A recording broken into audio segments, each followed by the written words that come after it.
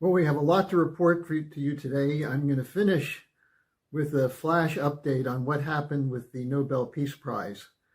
But let me start with your questions because it's Friday and I take your questions every Friday. I'm Harley Schlanger from the LaRouche Organization, and today is October 10th, 2025.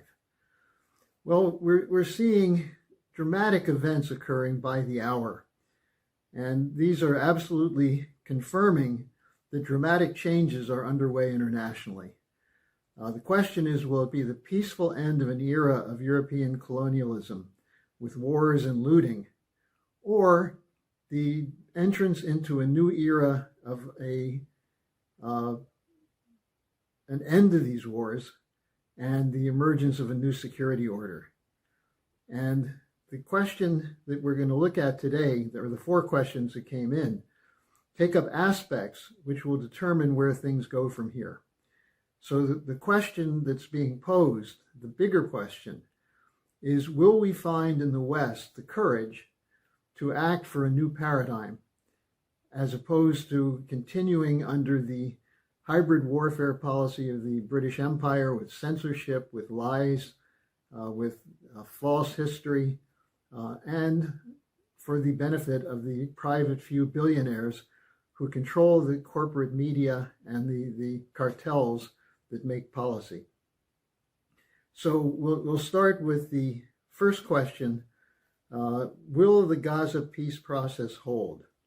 Well, of course, this is an obvious question because Netanyahu had to be dragged into it. Hamas had to be threatened to accept it. But let's look at the bigger picture here. Why would it not hold? Who would benefit from the peace process breaking down? And this is where you have to say that it's the Zionists and their international controllers. That's right, I said controllers, that would wish to have this break down.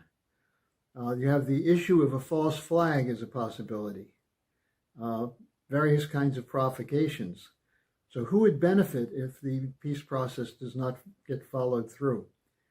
Well, from the side of the Palestinian population, the ending of the killing is the first issue. There have been probably at least 100,000 victims of the revenge taken by the Israelis as a result of the October 7th raid into Israel by Hamas. The Palestinians want to end it. They want to get on with rebuilding. They have a desire to build an independent state. Much of Islamic extremism, so-called, is controlled by Western intelligence agencies. Not that they have day-to-day hand in it, but that they've trained, they've armed, and they've provided all kinds of logistical support, whether it was in Iraq, whether it's in Syria, whether it's inside the Palestinian movement. The Mossad has an extensive operation of surveillance and control. So if there would be a provocation, that's the first place to look. Remember, Netanyahu bragged that he gave $1 billion to Hamas to take power away from the Palestinian Authority. And don't forget the importance for the Palestinians of an independent sovereign state. Now, on the other side, with Netanyahu and the Zionist extremists, they're committed to ethnic cleansing and have been since the beginning of the State of Israel. That is, removing all Palestinians from the so-called biblical land of Israel. And they're preparing to annex. Are they going to drop the intention to annex? Are they going to allow the right of return? Well, we'll see. It's unlikely that Netanyahu would do that. And then the third factor in this is the City of London and the allies of the City of London and Wall Street. They use war to destabilize the region. They are terrified of the potential for a new strategic and economic development architecture to come into existence, because that would put an end to their looting of the global South. They're fanatically committed to stop the development of a non-aligned movement centered around India, China, and Russia. And when I say non-aligned, they're committed, those countries in the BRICS and the SCO and other new organizations are committed to realizing full sovereignty of people in the so-called developing sector. So this is a threat, the biggest geopolitical threat of all to the City of London, that they've been prepared to fight against since the middle of the 19th century. So it's classic British geopolitics versus the potential for a new paradigm. And I would say on that question, the people who would sabotage Gaza are sitting in the Netanyahu cabinet, the Zionist lobby in the United States, and the imbecilic congressmen who sell out the interests of our own country for the sake of backing the Israeli Zionists in their ethnic cleansing efforts. Now, the second question, what's your view of Max Blumenthal's coverage of the murder of Charlie Kirk? Well, there's more coming out almost by the day. And I think Max is a very good researcher. He's done a lot of work on this. He knows the people. He's very clear on what the Zionist lobby represents, at least on one level. And he's been relying on friends of Charlie Kirk, such as Candace Owens, who just released a new text from Charlie where he said he's afraid that he's going to be killed if he leaves the pro-Israel camp. Matt Gaetz, Tucker Carlson, there are others who are reporting on the threats from the Zionists against Charlie and the Turning Point USA. Now, the cutting of the funding is one side of it, but the attempt to remove him, apparently Charlie saw that coming. So I think what Max has reported provides both the context and the updated information on it. Finally, I'll tell you just a personal observation. Netanyahu's bad acting in his attempt to try and say that he loves Charlie Kirk and Charlie was a great supporter of his, that in itself was a giveaway. The body was not even cold when Netanyahu was out there denying any responsibility. I'm not saying that I know who did it, and I'm not saying that I believe necessarily that Israel did it, but that a coalition of forces committed to continuing to keep the region under radical Zionist control and destabilizations saw the changes going on in Charlie Kirk as a threat to them.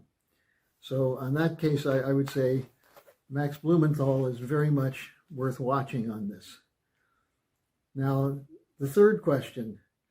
I just saw a report of an interview or an investors meeting of Jamie Dimon of JP Morgan Chase, where he told them that he expects a collapse of the $141 trillion bond market.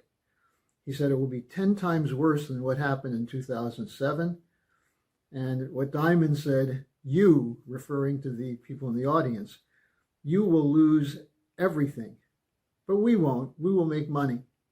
That kind of arrogant denial of personal responsibility for inflicting misery on millions of people was exactly what happened after the 2007-2008 collapse, where Bush and then Obama bailed out the swindling bankers and left poor homeowners with nothing, taking their homes. 5 million or up to maybe even 7 million homes were taken back after the mortgage-backed securities collapse.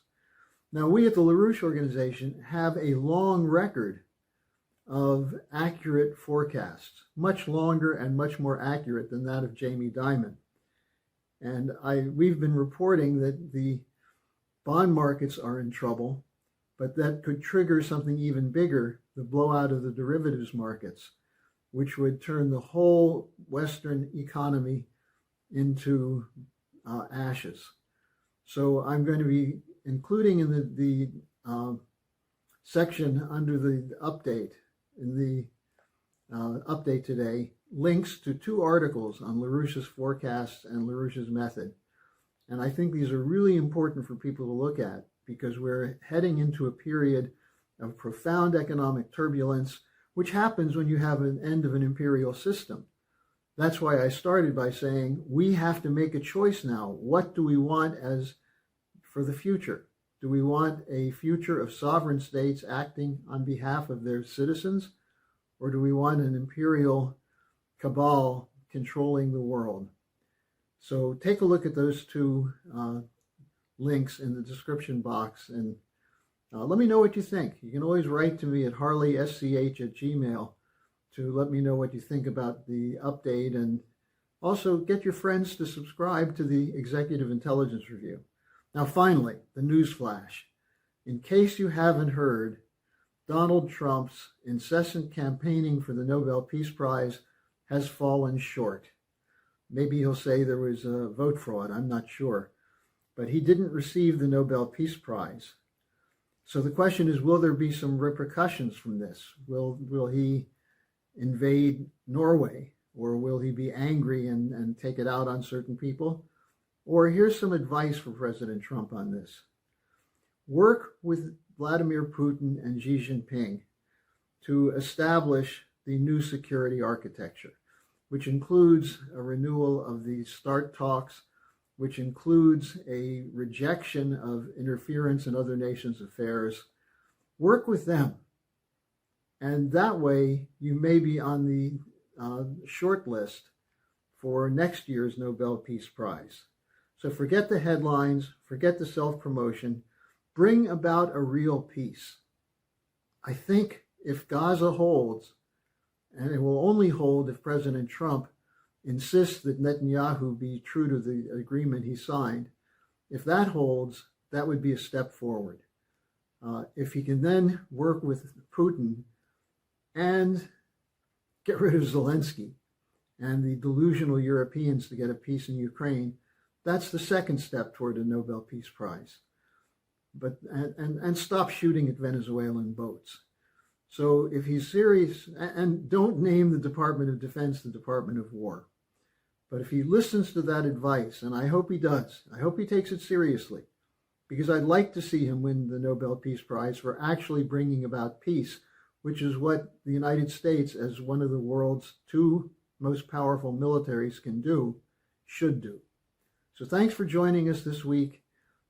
Today at 11 a.m., Helga Zepp-LaRouche will convene another meeting of the International Peace Coalition, and I'd urge you to check in on that.